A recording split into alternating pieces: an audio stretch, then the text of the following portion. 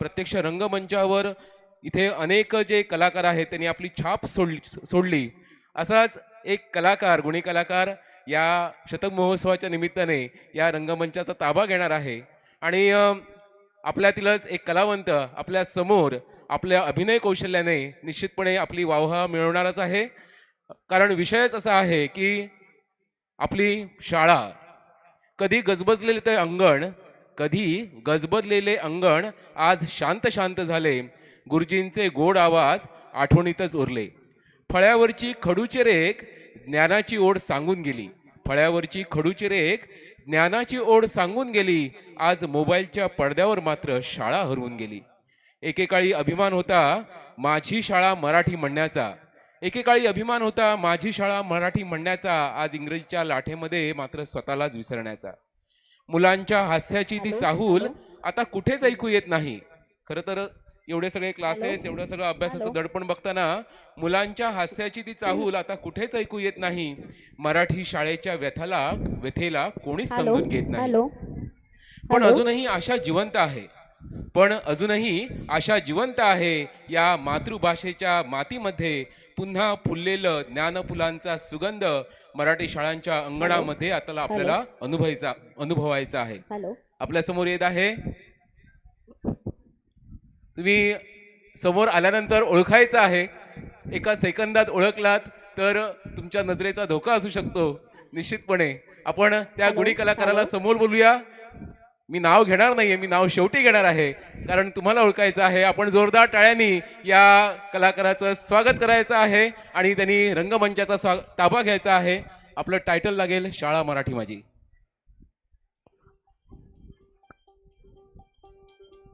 Hello hello hello hello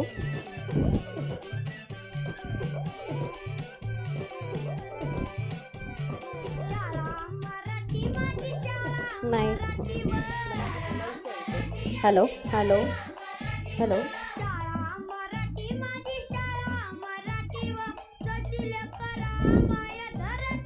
hello hello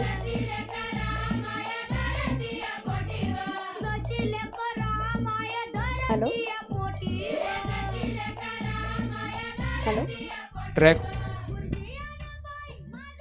चला, भांडी घासून झाली, कपडे वाळत घालून झाले. आता शाळेत जाण्याची तयारी केली पाहिजे, नाहीतर उशीर होईल. आई, ए आई, अगं चालली मी शाळेत जायला. हो हो अगं सावकाश जाते. हो ग निघाली मी. उशीरच झाला भैया. आता काय बोलणार. अरे नमस्कार, ओळखलत का मला? मी एका सामान्य कुटुंबातील मराठी शाळेत शिकणारी विद्यार्थिनी. आज की नाही मला शाळेत जायला फार उशीर झाला आहे. आता शाळेत जाऊन बाईंना काय कारण सांगायचं आहे तो विचार करते. काय सांगू बरं, काय सांगू? छे, काही आठवत नाहीये. काय सांगू? हा, आठवलं. त्या कवितासारखं काहीतरी सांगते. काय म्हणालात? आता ही कविता कोण? अहो, परबांची कविता. माझी वर्ग मैत्रीण कविता परब, ती ना नेहमी शाळेत उशिरा येते. आणि मग आमच्या बाई विचारतात, कविता तुला शाळेत यायला उशीर का ग झाला? आमची कविता सांगते, बाईंनो मी वेळेवर निघाले हो. वेळ पुढे गेला आणि मला उशीर झाला. आता बोला. शिस्त ओ शिस्त, फार कडक शिस्त. अहो कोणाची काय, आमच्या शाळेतली. जरा कुठे यायला उशीर झाला ती आमचे गुरुजी, चला वरांड्यात 2 वेळ उभे राहा, मैदानात 5 फेऱ्या मारा, वर्गाच्या बाहेर थांबा. शिस्तीची हो आमची शाळा. पण हो, गुरुजींनी जरी शिक्षा केली ना तरी आमच्या तोंडातून ब्र काढायची आमची हिंमत नव्हती. आणि घरी सांगायची तर काही सोयच नव्हती. आई वडिलांची भीती असायची ना. बरं, घरी काही सांगितलं तर शाळेत मिळालेली शिक्षा ही वेगळीच आणि घरात प्रसाद मिळायचा तो वेगळा. आता प्रसाद समजलाच असेल. बरं, अभ्यासाच्या बाबतीत बोलायचं झालं तर तुम्हाला ठाऊकच असेल मी किती हुशार विद्यार्थिनी. माझे 2 ते 20 पर्यंत पाढे पाठ आहेत म्हटलं. काय म्हणालात? 18चा पाढा? थांबा हो, आता काही विचारू नका. सध्या अवांतर पाठांतर चालू आहे. गुरुजींनी आज दिलेला गृहपाठ हा उद्या पूर्ण झालाच पाहिजे, आणि नाही झाला तर काय, प्रसाद आहे. पण हो, आमचे गुरुजी बाई शिक्षा करायचे, पण शिस्तीसाठी आणि अभ्यासासाठी.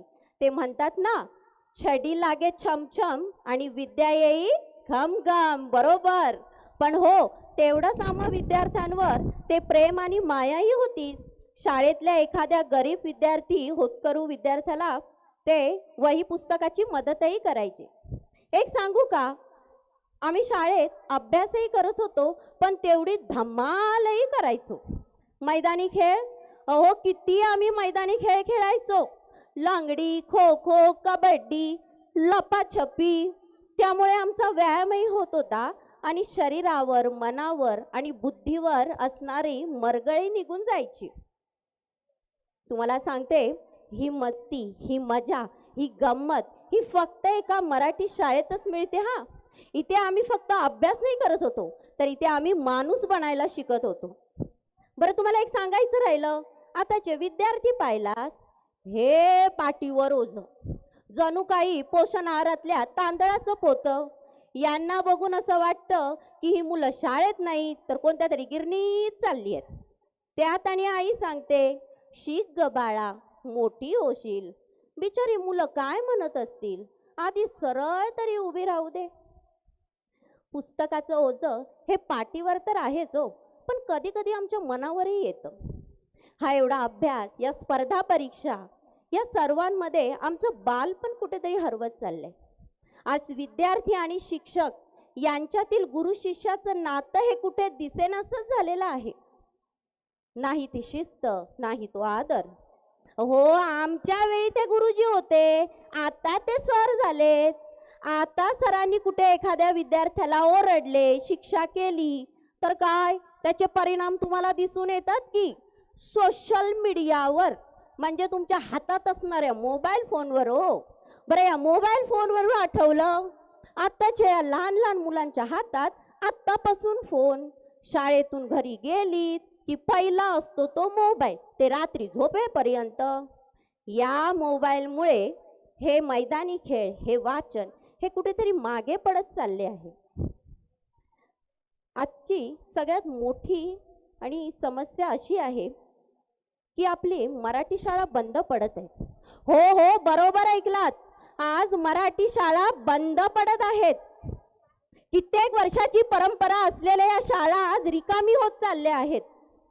जरा विचार करा, हीच ती मराठी शाळा जिथून घडले डॉक्टर बाबासाहेब आंबेडकर, लोकमान्य बाळ गंगाधर टिळक, सावित्रीबाई फुले, पु ल देशपांडेंसारखे साहित्यिक, डॉक्टर जयंत नारळीकर, डॉक्टर रघुनाथ माशेलकरांसारखे शास्त्रज्ञ, लेखक, कवी, खेळाडू घडले की हो. आणि हो, योगात्मा डॉक्टर काकासाहेब बोराडकर, ज्यांनी या भागातील मुलं शिकली पाहिजेत, सावरली पाहिजेत, या हेतूने ही शाळा उभी केली. आज तिचाच इथे शताब्दी महोत्सव होतोय. ही एक फक्त शाळा नाही, तर महान माणसं घडवणारी एक जागा आहे. मग आपणच काय या मराठीपासून दूर जातो आहोत? इंग्रजी शिका, नक्की शिका, पण मराठी विसरू नका. आज मी तुमच्या समोर उभी आहे एक मराठी शाळेत शिकणारी मुलगी म्हणून. पण उद्या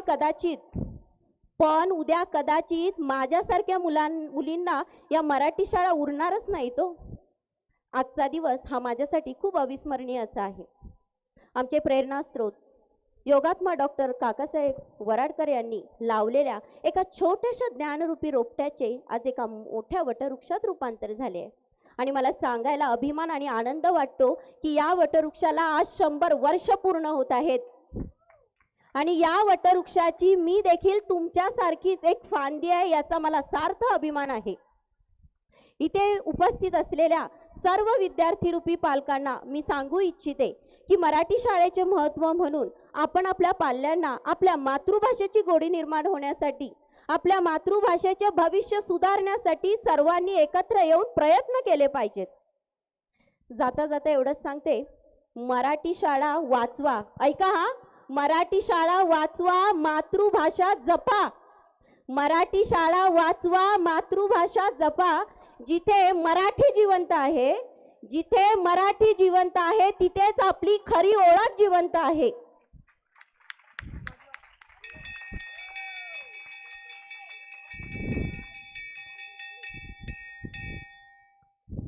नीलम, आज पण उशिरा. चल चल बाहेर हो, वर्गाच्या बाहेर ओढवी राहा. बघितलात, तुम्ही राहिलात बोलत माझ्याशी आणि शेवटी मला उशीर झाला ना, बाईंनी मला बाहेर काढलं. आता मी तुमचं नाव सांगणार, कारण मिळालं. बाईंनो, ओ बाईंनो, वेळ पुढे गेला, मला उशीर झाला. बाईंनो, ओ बाईंनो. ओळखलत का सर मला, ओळखलत का सर मला, स्टेजवर आलं कोणी, ओळखलत का सर मला, स्टेजवर आलं कोणी, पाठीवरती दप्तर आणि अभिनयाची महाराणी. क्षणभर आली ऍक्टिंग केली, ओघवती ती वाणी, क्षणभर आली ऍक्टिंग केली, ओघवती ती वाणी. आठवणीत कायम राहील तुमची ही कहाणी, आठवणीत कायम राहील तुमची ही कहाणी. कोण होते सांगा? भुजबळ मॅडम. जोरदार टाळीने आपण तिचं पुन्हा एकदा स्वागत करूया स्टेजवर. मी भुजबळ मॅडमना विनंती करतो, आपण व्यासपीठावर यायचं आहे.